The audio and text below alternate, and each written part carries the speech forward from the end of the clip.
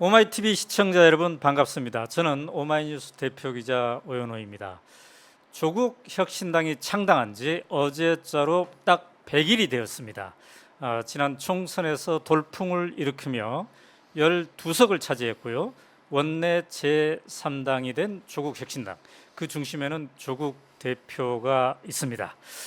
오늘 오연호가 묻다에서는 조국 대표를 모시고 그의 정치적 미래를 탐험하는 그런 시간을 가져볼까 합니다. 네, 반갑습니다, 대표님. 네, 반갑습니다. 네, 정치적 미래를 탐험하고 싶다. 멋진 말이네요. 괜찮습니까? 예, 좋습니다. 뭐 부담스러울 수도 있는데. 괜찮습니다. 야, 이제 정치인이 다 되셨어요. 괜찮다고 하는 거 보니까. 정치인이 정치인처럼 말해야죠. 네. 근데 어제자로 딱 100일이 됐습니다. 예. 누군가 댓글로 10개월 한 것 같은 성과를 얻었다. 네. 그러던데. 일단 100일 축하드립니다. 네, 너무 감사하고요. 네. 저를 포함해서 뭐 의원님들, 당직자들, 특히 당원분들께서 네. 정말 일심동체가 되어서 달려왔다 생각을 하고 네. 거기서 소기의 성과를 거뒀다 생각합니다. 네. 그런데 이제 초선 의원도 됐습니다. 예, 그렇습니다. 네, 제가 이제 첫 번째 인터뷰한 게 2007년으로 기억합니다. 예, 진보집권 플랜이라는 책을 쓰기 위해서 이제 우리가 같이 만났는데 그때는 이제 서울법대 교수였습니다. 예, 그 사이에 참으로 많은 우여곡절이 있었고 이제는 초선 의원이 되었습니다. 예. 자, 초선 의원 이제 국회가 개원을 했기 때문에 국회의원으로 활동을 막 시작했는데 지난 인생을 쭉 되돌아보면서 감회가 상당히 깊을 것 같습니다. 그럼요. 뭐 우리 오 대표님께서 2007년 말씀하셨는데 그때는 제가 뭐 국회의원이 되리라고는 생각도 하지도 않았고 네. 그걸 꿈도 꾸지 않았던 상황이었죠. 네. 그런데 이제 제가 장관 후보로 지명되고 난 뒤부터 저와 저희 가족에 대해서 열이 생겼고 네. 그런 걸 통해서 제가 이제 마음을 달리 먹은 중요한 계기는 그때였다 생각을 하고요. 네. 물론 이제 그 2019년 초기부터 제가 뭐 정치하겠다 생각은 한 건 아니고 재판들이 마무리되어가는 과정에서 네. 작년 말부터 고민을 본격적으로 했습니다. 그래서 안 되겠다라는 네. 생각을 했고 창당을 결심을 했고 지금까지 이제 달려오고 있습니다. 네. 총선 개표 당일날 네, 제가 이제 여기에서 그쪽에 개표 네, 이렇게 조국혁신당 의원들 모여서 개표 보고 있는 현장을 직접 이제 연결한 적은 네, 있습니다. 이제 그 뒤에 한번 모시려고 했는데 꾹 참았습니다. 시간이 좀 지나고 한 네, 100일 정도 지나고 예. 창당 100일 정도 지나고 네, 한번 점검을 하보되 네. 조국의 인생을 한번 점검하면서 그다음에 또 이제 정치적 인생의 미래를 좀 탐험을 해보고 싶다. 그런 생각이 있어서 네. 지금까지 이제 참았습니다만, 자, 총선을 거치면서 그동안 지인들 말이죠. 조국을 알고 있었던 지인들이 야, 이런 면이 있는지 몰랐다. 이렇게 참 많이 그랬을 것 같아요. 많이 그러죠. 그래서 제가 사실 뭐 한 30대 이후부터는 거의 네. 교수로서 살았고 네. 교수로서의 살았단 말은 말하는 것, 행동하는 것 네. 모두가 교수 학자로서의 그런 그 양식을 유지했던 거 아닙니까? 네. 그리고 민정수석 법무부 장관을 했지만 그건 정치인이라기보다는 대통령의 핵심 참모, 고위 참모인 네. 거죠. 네. 그래서 그 경우도 정치인이라고 하긴 곤란하고 발언을 할 때도 좀 절제된 용어를 사용하려고 노력을 했고 네. 그랬는데 정치를 하겠다, 또 창당을 하겠다라고 결심한 이후부터는 네. 이제 행동이든 말이든 모든 것들을 바꿔야겠다는 고민을 많이 했고 실제 과거의 조국 또 학자 조국 또 민정수석 조국 장관 조국과의 저부터 단절을 해야 된다는 결심을 했습니다. 그래서 달리 말하고 달리 움직여야겠다라는 것들을 실천에 옮겼고 물론 네. 초반부터 잘 된 건 아니죠. 근데 선거 과정에 뛰어들다 보니 국민들과 함께 호흡하고 하다 보니 그게 점점점 이제 속도가 붙고 네. 붙으면서 정치인으로서의 모습들이 이제 갖추어져 가고 있는 게 아닌가 그렇게 네. 생각하고 있습니다. 특히 이제 그 재판을 받는 과정, 수사를 받는 과정에서 다소 조국 대표에게 당시 비판적이었던 사람들도 총선을 경과하면서 상당히 이제 인정을 하는 혹은 지지로까지 이어지는 그런 바람도 있었던 것 같아요. 저도 제가 실제 아는 선배, 동료, 후배들이 네. 그 2019년 과정에서 저희에 대해서 비판적인 사람들이 당연히 있었을 거 아니겠습니까? 네네. 그래서 연락이 끊어지거나 또 비판적인 얘기를 했던 사람이 제법 됐는데 네. 총선 과정 그리고 총선 이후에 그 소기의 성과를 거두고 난 뒤에 연락이 여러 군데 오더라고요. 네. 와서 당 과거에 2019년 그 시기에 네. 내가 좀 심했다, 아.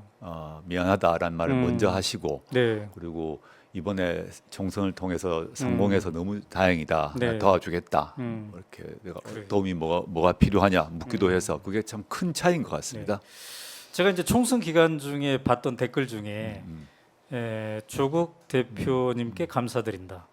가슴을 뛰게 해줘서 감사합니다. 네, 이제 그런 댓글이 기억에 남습니다. 네, 예. 네. 그런데 이제 한편으로는 그 비판했던 사람들 중에 제가 이제 아는 지인은 어떤 일로 최근에 압수수색을 당해봤대요 한번. 그러니까 검찰로부터 압수수색 한번 당해보니 세상이 노랗고 완전히 페이스를 잃고 내가 지금 어디로 가야 될지 잘 모르겠고 짐작이 되네요. 근데 딱 한 번 압수수색을 당했는데 네. 그러더라는 거예요. 근데 저희는- 조국 교수는 그 전에 이제 수많은 그런 걸 당했는데 그 과정을 거치면서 일단 생존해서 네. 정치적으로 다시 새로운 출발을 하는 그 자체에 대해서 자기는 감동하게 됐다 이런 얘기를 하더라고요. 그런 말씀 저도 많이 들었습니다. 저는 저와 저 가족 그리고 가족의 관련자 포함해서 MBC였던 것 같긴 한데 네. 70회인가 80회인가 압수수색 당했거든요. 그걸 한번 정말 당해 보시는 분만 그걸 압니다. 네. 빨가벗겨진 느낌인데 그걸 한 7, 80회 빨가벗겨진다는 느낌이죠. 놀래고 네. 당황스럽고 이런 게 있는데 아까 그 친구분 말씀하셨습니다만은 그런 경험을 직접 하신 분들은 뭐 아주 빨리 그런 얘기를 하세요. 내가 네. 이 검찰 권력이라는 게 뭔지 진짜 알았다라고 네. 하시고 근데 그런 경험을 안 하셨던 또 못 하신 분 경우도 이제 2019년 시점에는 저에 대해서 네네. 당신이 했던 말이 있는데 그걸 네. 당신이 온전히 지키지 못한 것 아니냐. 음. 그리고 당신이 이제 진보적 지신이라고 얘기 자처했는데 네네. 실제 이것저것 보니까 그걸 온전히 지키지 못한 것에 대한 불만과 비판하신 네. 거죠. 네. 그 점은 좀 충분히 받아들이고 있고 그러면서 반대로 윤석열 검찰이 맞다라고 생각했던 사람이 있었던 것 같습니다. 네. 제 주변에도. 네. 근데 그 뒤로 과정을 보니까 이게 아니라는 판단들을 네. 윤석열 검찰 또는 윤석열 대통령의 여러 가지 행동들을 보면서 아. 역으로 2019년을 돌아본 분이 많아요. 네. 그러면서 아 그때 내가 균형을 좀 잃었구나. 저보고도 한 얘기가 이제 그 제 아는 지인들인데 네. 조국에 대한 기대가 크다 보니 비판이 좀 과도했던 것 같아 네. 이런 얘기를 하고 그래서 저는 알았다고 괜찮다고 네. 그때 충분히 비판할 수 있다고 생각하고 이제부터 도와주시라 이런 네. 얘기하고 있습니다. 네. 자 그렇게 해서 이제 총선에 뛰어들었는데 사실 많은 사람들이 우려했어요. 그렇죠. 아 이게 쉽지 않다. 예, 예. 그리고 그 동안의 조국을 봤을 때 정치인으로 변신 이거 만만치 않을 것이다 그랬는데 사실 어떤 사람이 어떤 결단을 할 때는 자기에 대해서 어떤 믿는 구석이 있기 때문에 그럴 것 같거든요. 무엇을 믿었습니까? 말씀하신 것처럼 그 제가 창당을 하겠다고 결심을 하고 네. 제 주변 사람들에게 또 저희 특히 가까운 사람에게 얘기를 했을 거 아닙니까? 얘기를 했을 때 한 90%는 다 반대했습니다. 네. 제가 공개되기 전 얘기입니다. 음. 다 반대했고 그 되겠느냐 네네. 걱정된다. 이번 말고 다음에 하라거나 또는 창당하지 말고 무소속으로 출마하라거나 그렇죠. 네. 이런 얘기가 대부분이었죠. 실제 제가 2월 13일 날 창당 선언을 부산에서 했을 때 그 직후에 네. 그 박홍근 당시 더불어민주연합을 운영하고 있던 네. 그 박홍근 의원 같은 경우는 강한 어조로 네. 페이스북에 창당하지 마라. 창당하더라도 더불어민주연합에 끼워주지 못한다. 네네네. 창당을 하게 되면 전체 선거에 악영향을 줄 것이다라고 얘기했고 또 당시에 보면 대부분의 그 정치 평론가들 네. 또 기자분들 또 여의도 사람들이 만들어봤자 네. 뭐 미풍밖에 안 될 것이다. 음. 그리고 뭐 어떤 시쳇말로 이제 조국이란 얼굴이 하나 있으니까 네. 두세 명은 되겠지. 네. 이 정도 말을 했던 것 같습니다. 그런데 결과는 다르지 않았습니까? 네. 제가 이제 창당을 결심할 때 물론 이런 과정으로 진행될 것이라고 예상하고 완벽히 예상한 건 아닙니다. 네. 그래서 지금 오 대표님이 말씀하신 것처럼 뭘 믿고 했느냐 그러니까요. 이거겠죠. 네. 출발은 네. 저는 뭐 창당 경험도 없잖아요. 네. 또 정치 경험도 없잖아요. 그런데 제가 창당을 해야겠다라고 결심한 것 그리고 창당하면 어느 정도 성공할 것이라고는 생각을 했어요. 그냥 뭐 저 한 명 뭐 국회의원 배지를 달는 것이 목표다가 그게 목표가 아니었기 때문에 네. 창당해야겠다. 그 어느 정도의 성공을 할 수 있다라고 이제 믿었는데 확신을 했던 게 일단 그 몇 가지 이유가 있습니다만 아주 감정적으로는 개인의 감정적으로는 더 이상 참을 수 없다는 게 있었어요. 사실은. 더 이상 참을 수 없다. 네, 2019년 이후로 저는 피고인에 불과했지 않습니까? 네. 어떠한 발언도 할 수 없고 네. 어떤 말을 하더라도 공격받고 저의 말은 전달되지도 않고 이런 것들이 계속되어 가는 5년의 과정이 있었는데 네.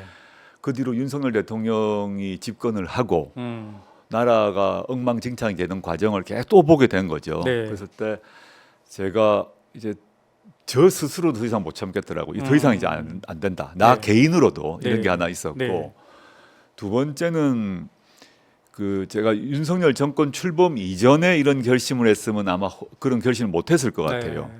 윤석열 정권이 들어서고 난 뒤에 윤석열 검찰이 했던 온갖 공약 내세웠던 깃발들이 다 사입이다라는 네. 것이 확인을 2년간 한 겁니다. 네.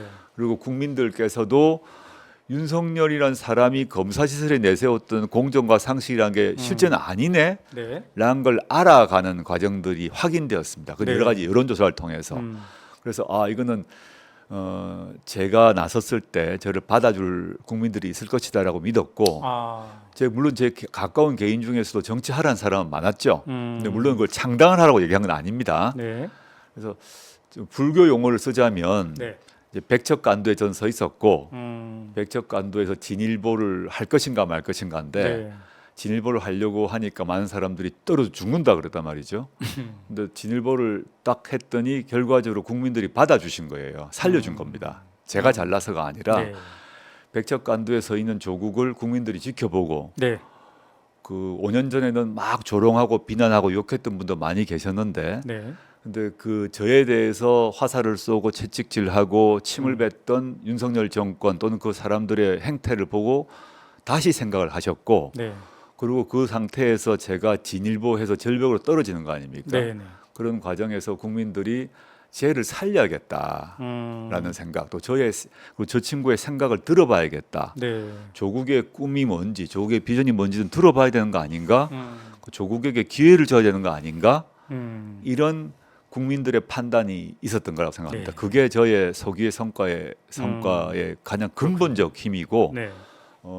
여기가 다시 거꾸로 올라갑니다만 그것에 국민들이 받아줄 것이라는 제가 절벽에서 진일보를 했을 때 네. 국민들이 받아줄 것이라는 일종의 그 본능이라 그럴까요? 네. 본능적 확신은 있었습니다. 그래서 남들이 보았을 때 무모해 보인다는 모험을 했고 네. 그것이 전 그 점에서 국민들께 감사하고 있습니다. 네. 자, 나를 받아줄 국민이 있었다. 이제 네, 네. 이런 믿음이 있었다는 건데요. 이제 여러 언론에서 또 여러 평론가들이 이제 총선에 대한 평가를 했습니다만 조국 대표의 입으로 총선의 성과를 짧게 총평한다면요, 조국혁신당? 전 조국혁신당이 등장하기 전과 후를 잘 보시면 분명해진다고 봅니다. 네. 조국혁신당 등장 전 같은 경우에 있어서 당시 범민주 진영 또는 네. 범애국 진영의 상황이 좋지 않았어요. 그리고 투표 의지도 매우 약해져 있었습니다. 네. 근데 조국혁신당의 등장으로 인해서 네. 이 투표만이 아니라 정치판 전체가 활성화됩니다. 그리고 투표를 포기하려고 했거나 또는 냉소적이었던 시민들이 적극적으로 투표장으로 들어오고 네. 그걸 통해서 윤석열 정권 심판이라는 프레임이 복원됐던 거죠. 그전에는 그 이재명 대표를 심판해야 된다거나 네. 이런 식의 프레임이 작동되어 있었는데 아하. 조국혁신당의 등장을 통해서 4월 10일 총선의 핵심은 윤 정권 심판이라는 것이 복원되었고 네. 조국혁신당이 성과를 거둔 이유도 그 윤 정권 심판에 가장 선봉에 서서 가장 단호하고 빠르게 행동했기 때문에 네. 조국혁신당이 성공을 했고 그걸 통해서 자연스럽게 민주당 또는 다른 넓은 의미에서 애국 진보 진영도 승리했다고 보고 있고 네. 그 점이 저희의 기여라고 보고 있습니다. 자, 이제 모든 국민이 지켜봤습니다. 아, 조국 과연 될까 했는데 됐어요. 물론 이제 12석으로 표현은 됐습니다만 예. 정치인으로의 변신을 성공시킨 거죠. 예, 예. 자, 그랬을 때 제가 궁금합니다. 가족들의 반응은 어땠습니까? 가족들은 제가 오랜 세월 동안 학자로 살겠다라는 것을 네. 누누이 얘기했고 그렇죠. 가족들도 그걸 당연히 생각하고 있었죠. 네. 그래서 만약에 제가 이제 2019년 그런 시점 이전에 이런 결정을 했다면 다 반대했을 거라 봅니다. 왜 갑자기 이러는지 이해가 안 될 수 있는데 네. 2019년 이후에 5년간의 그런 경험을 같이 한 거 아니겠습니까? 네. 그러니까 제가 창당이라는 그냥 무소속 출마도 아닌 개인 출마가 아니라 당을 만들겠다고 했을 때 저희 딸내미도 저희 아들도 아빠 하고 싶은 건 다 하시는 게 좋겠다고 라고 얘기를 했고요. 네. 그래서 뭐 이제 이런 것 같아요. 이제 대학 교수 시절 뭐 교수실 지금도 어떻게 보면 살짝 그립기도 합니다. 그때는 지금 뭐 여유가 있는 상대적으로 훨씬 여유가 네. 있는 그 생활이고 연구실에 있는 게 참 좋죠. 책 보고 네. 논문 쓰고 지금 불가능한데 그 대학 연구실에서 이걸 연구실 또 대학 캠퍼스를 떠나서 흙먼지가 막 일어나는 벌판으로 나오는 거 아니겠습니까? 네. 가족들 입장에서는 당연히 걱정을 했겠죠. 그리고 그 이전보다 훨씬 더 많은 공격을 받을 것이고 네. 비난도 받을 것이고 조롱도 받을 것인데 제가 이제 그 아빠로서 또는 가장으로서 이건 아빠 꼭 해야겠다라고 얘기를 했습니다. 그래서 흙먼지가 있는 들판에 아빠는 나간다, 네. 나갈 거고 이게 뭐 거창하게 얘기하면 이제 전쟁 같은데 총칼이 뭐 난무하고 화살이 빗발치는 상황인데 아빠는 나갈 거니까 네. 그 결과에 대해서는 또 아빠가 책임질 거다. 그러니까 지켜봐 줘라 이렇게 하니까 뭐 다 긍정적으로 뭐 일고의 유보 없이 어떠한 유보도 없이 네. 다 하라고 하더군요. 정경심 교수는. 마찬가지였습니다. 아, 예, 그래요? 예, 예. 자, 이제 만으로 따지면 59세이시죠? 예, 그렇습니다. 예, 내년이 환갑입니다. 예, 예. 사회 이제 동년배들 만날 거 아니에요. 뭐 예, 예. 동창생이라든지, 많이 이제 뭐 고등학교 은퇴하고- 동창이라든지 은퇴하고 있죠. 대부분 은퇴했어요. 예, 예, 예. 사실은 대부분. 근데 이제 제가 조국 대표님을 이렇게 봤을 때 굉장히 에너지가 충만돼 있는데 그동안 쭉 지난 제가 사실은 17년 동안 지켜봤잖아요. 그렇죠. 예. 그 중에 아마도 지난 총선부터 지금까지 이렇게 보면은 가장 에너지가 충만돼 있는 그런 것 같아요. 그러니까 동년배들은 이제 은퇴하고 정리하고 네, 예. 어떻게 조금 이게 슬로우 템포로 갈 것인가를 고민하고 있는데 전쟁터의 최일선에 예, 나가게 된 겁니다. 네. 자, 조국 교수의 인생 전체에서 에너지의 충만도 이거를 측정한다면 제가 볼 때는 지금이 최고조인데 정확하죠. 네, 그렇습니까? 지금이 가장 에너지가 높이 끌어올려진 상태고 그 이전에 같은 경우는 뭐 교수나 뭐 또는 민정수석대 같은 경우도 에너지를 쓰긴 쓰지만 네. 이렇게 집중적으로 계속 쓰는 상황은 아니거든요. 네. 근데 정치를 한다는 게 그렇더라고요. 창당 선언 이후부터 지금까지 보게 되면 네. 제 스스로 에너지를 끌어올리지 않으면 그게 느껴지지 않죠. 시민들에게 만나는 동지들에게 당원들에게 그 에너지가 전달되지 않는 것 같습니다. 네. 제 스스로도 에너지만이 아닌데 의지, 각오, 네. 결의 네. 이런 것들이 저희 당 대표 아닙니까? 당 네. 대표로서 그런 것이 없이 물렁물렁하고 흐물흐물하다면 누가 저희 당의 말을 들어주겠습니까? 네. 네. 그리고 그래서 제가 뭐 의도적으로 이렇게 과장하거나 쇼를 하는 건 아닌데 네. 제가 창당을 결심한 이후부터 제가 여기에 전력을 쏟아붓겠다라고 정말 몇 번의 다짐을 했습니다. 네. 나 여기 이제 승부를 건다. 그리고 뛰어들면 네. 이 흙바람 부는 이곳에서 끝까지 가보겠다. 네. 제가 지난번 그 인터뷰에서 제가 끝장을 네. 본다 이런 네, 말씀했지 네. 않습니까? 네. 실제 그게 그냥 툭 던지는 말은 아니고 그 이전까지 삶과는 완전히 단절을 하고 네. 여기서 끝을 보겠다. 여기서 그 언제 어떻게 마무리할지 모릅니다. 네. 그렇지만 여기서 모든 노력을 다하고 모든 에너지를 다 쏟아붓겠다는 각오가 돼 있고 그게 저희 주변 사람들 뭐 네. 친구나 동지, 그 다음에 동료 의원들 등에게 네. 다 전달되는 것 같습니다. 아, 그래요. 그분들은 부러워하나요? 아니면 이 나이에 벤처 창업하는 건데 이렇게 우려하나요? 모르겠습니다. 그 실제 말씀하셨듯이 제 가까운 사람들은 다 은퇴각인데 저는 지금 벤처 창업하고 있어요 지금. 근데 벤처는 끝났습니다. 끝났고 벤처 이제. 창업에 성공을 했고 성공했고 이제. 지금 유니콘 기업쯤 됩니다. 유니콘 기업 벤처에서 한 90%는 망하지 않습니까? 네, 네. 벤처에서 성공한 기업이고 네, 그리고 이제 690만 표를 얻었으니까 유니콘 기업 상태죠. 네. 근데 유니콘 기업이 더 성공을 해야 되기 때문에 저로서는 더 책임 의식을 갖고 그래요. 네. 어깨가 무겁습니다. 더 열심히 하려고 합니다. 네.